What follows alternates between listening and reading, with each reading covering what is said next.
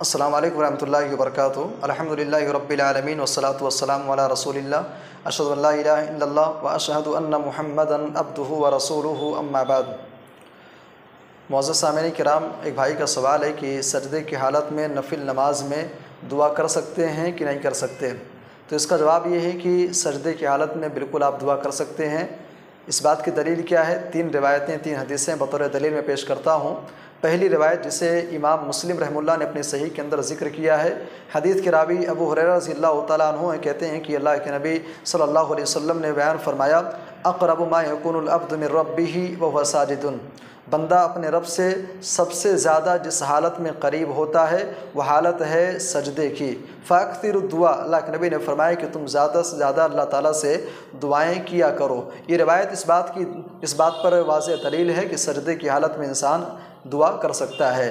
دوسری روایت جسے امام دارمی رحمہ اللہ اپنے سنن کے اندر ذکر کرتے ہیں، روایت کرتے ہیں، جسے امام البانی رحمہ اللہ نے صحیح قرار دیا ہے، حدیث کے راوی عبداللہ ابن عباس رضی اللہ عنہما کہتے ہیں کہ اللہ کے نبی صلی اللہ علیہ وسلم نے فرمایا کہ انی نہیت ان اقرأ القرآن وانا راکع او ساجد، کہتے ہیں کہ اللہ کے نبی صلی اللہ علیہ وسلم نے بیان فرمایا کہ مجھے اس بات سے منع کیا گیا ہے کہ میں رکوع یا سجدے کی حالت میں قرآن کی تلاوت کروں۔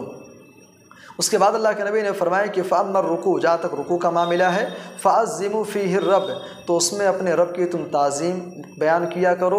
وَأَمَّا السُّجُودُ، جہاں تک سجدے کی بات ہے، فَاجْتَهِدُوا فِي الدُّعَاءِ، تو سجدے کی حالت میں دعا میں اجتہاد کرو، محنت کرو، یعنی زیادہ سے زیادہ اللہ تعالیٰ سے دعائیں کیا کرو۔ ایک تیسری روایت جسے امام ابو داؤد رحمہ اللہ نے اپنے سنن کے اندر ذکر کیا ہے، امام البانی رحمہ اللہ نے اس کو صحیح قرار دیا ہے۔